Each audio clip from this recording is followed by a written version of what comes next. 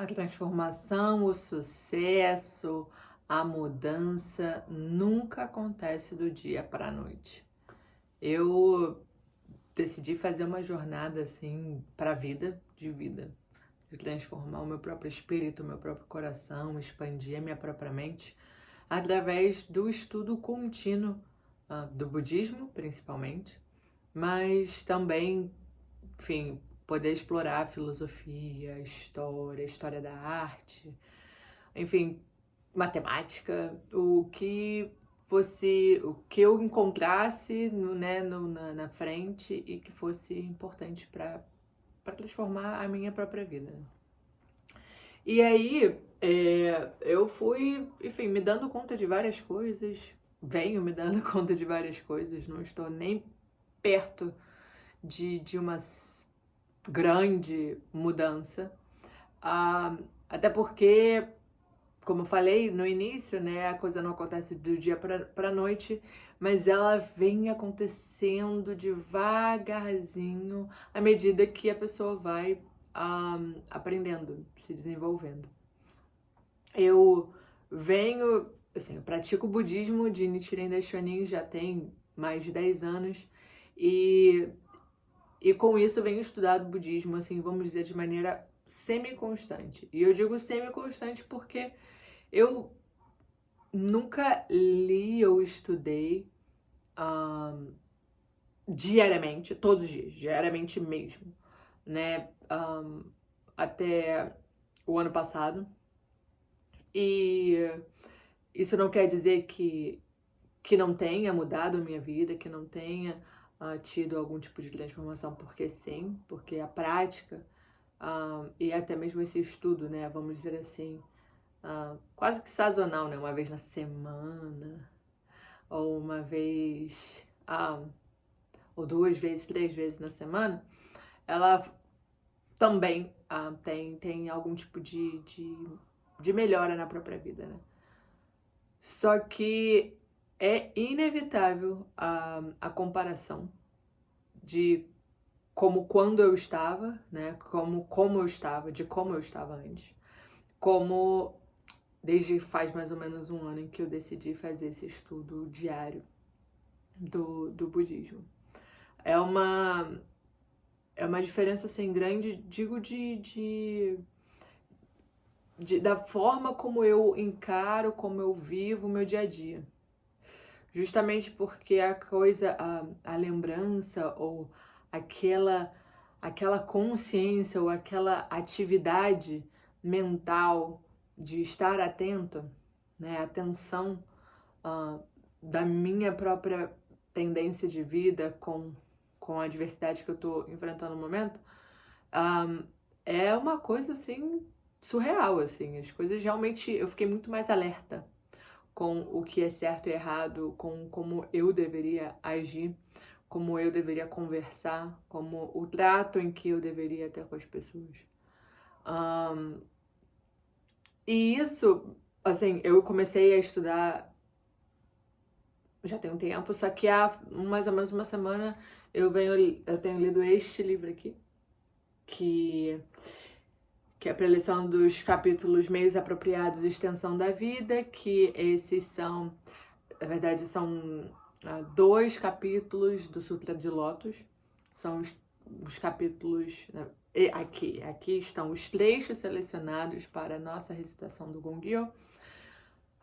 E aqui vem uma explicação detalhada desses dois trechos. E, enfim, tá muito lento. E muito lento não num sentido ruim da palavra.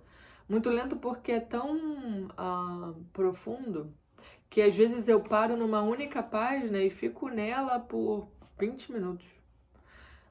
Não pela lentidão da leitura, senão para poder compreender justamente cada coisa e como são muitos detalhes, né?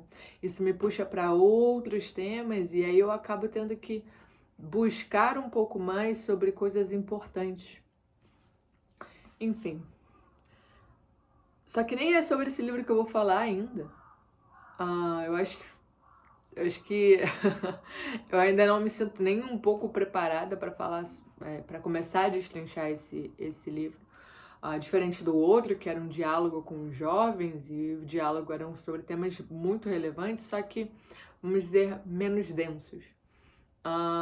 Esse aqui já não, já são coisas muito mais teóricas e profundas, que nós recitamos 2 vezes ao dia, né, ao fazer o Gongyo, e é praticamente um juramento muito, muito, muito profundo sobre como que a gente quer encarar a vida.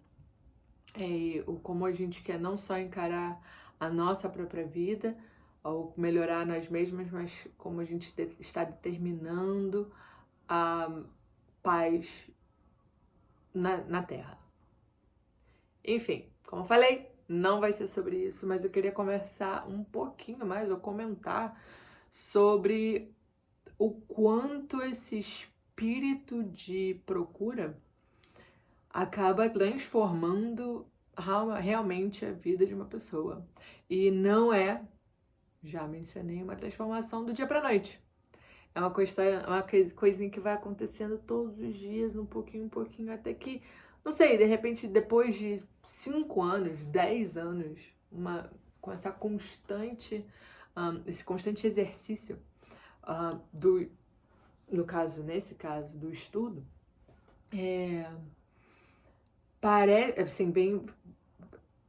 parece que foi acumulado muita coisa, né? E realmente é. Então a pessoa acaba se tornando muito sábia.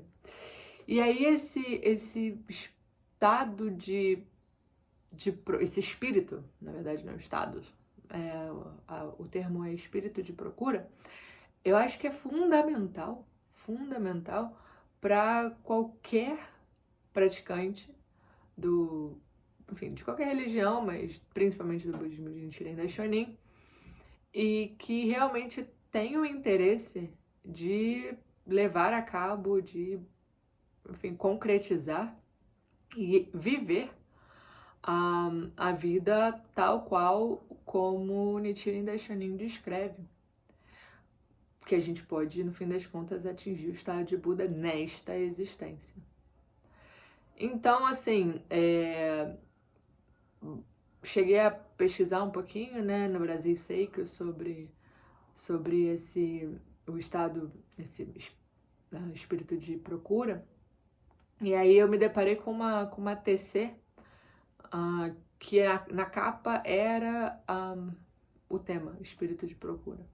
E aí na matéria ele vai explicando sobre, vai contando a história de uma mãe, lá em 1200, nos anos de 1200, que ela fez um trajeto de Kamakura até a ilha de Sado. São mais de 400 mil quilômetros, mas mais de 400 quilômetros. Obviamente naquela época não existia nenhum tipo de transporte fácil, transporte público como é hoje. Então parte desse trajeto ela fez a pé, ela fez pedindo carona a cavalo, ela fez, obviamente, porque é uma outra ilha, né? A Kamakura está numa ponta de Tóquio, do Japão, e ela cruzou, assim, tipo na horizontal, vertical, para cima, até chegar na outra ponta e aí na Ilha de Sado.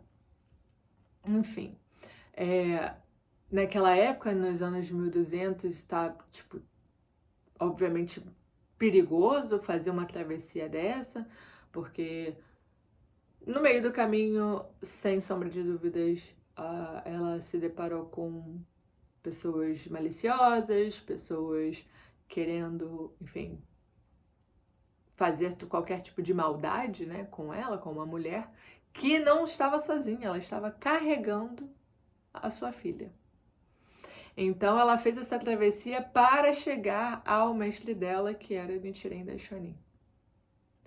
Então nesse trajeto, ele foi justamente usado como ilustração desse espírito de procura. Espírito de procura de poder encontrar com o seu mestre. Ela não só sofreu todos os tipos de adversidades, né, no trajeto de carregar a filha, era verão, enfim, se deparar com pessoas no meio do caminho que provavelmente não foram agradáveis, algumas talvez sim. Enfim, mas é essa insistência de passar por todas as provas, de passar por tudo para chegar ao seu mestre. Então, essa foi a ilustração que o texto, né, o artigo estava usando. Então, foi basicamente uma jornada da fé. E ela só foi uma jornada de fé, vamos dizer assim, literal. Né? Ela foi numa jornada de um lugar a outro para encontrar com o seu mestre. E isso a gente pode trazer para o nosso dia a dia, que é a jornada da própria vida, que é essa jornada de que você vai se desenvolver, vai crescer, vai ter os seus traumas, né? Você vai virar um adulto, provavelmente, muito provavelmente, com seus traumas de infância, seja por conta de família desestruturada, seja por conta de abuso ou por dificuldades financeiras, instabilidade emocional de familiares ou financeiro, de não poder pagar casa, não poder pagar apartamento, ser despejado, enfim, seus traumas. E aí você se torna esse adulto e, enfim, com muita sorte, decide que aquilo ali não é, assim, aquela vida ali ou aquilo ali não te define. Mas isso não quer dizer que não seja difícil transformar ou seguir adiante, né? Carregando todo aquele pezinho ali. Então, essa jornada que uma pessoa decide espiritual, praticamente, né? Que ela decide viver, acaba sendo uma jornada de fé. Porque é acreditar no seu próprio potencial, é acreditar na própria filosofia de vida que ela segue, na própria religião que ela devota à própria vida, né? E aí ela acaba determinando transformar aquela realidade, apesar do seu passado, apesar das dificuldades.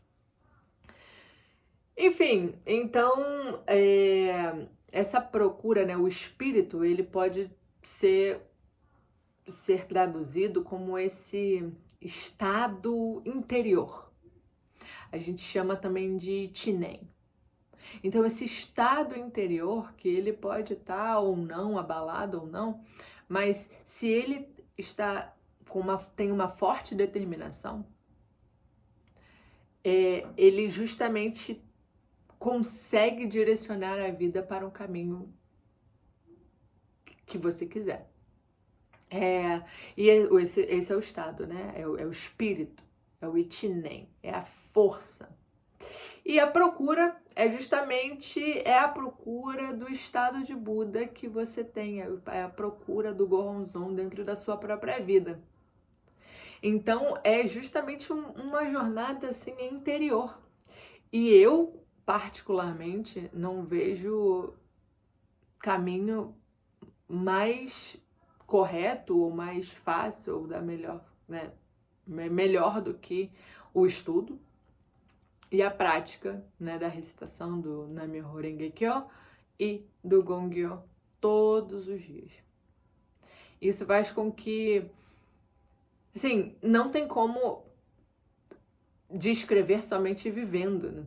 Eu posso vir aqui, elucidar e falar como a mente está mais clara, como eu consigo, enfim, reagir ou pensar ou compreender as coisas no meu dia a dia, ser um pouco mais, não só reflexiva, mas também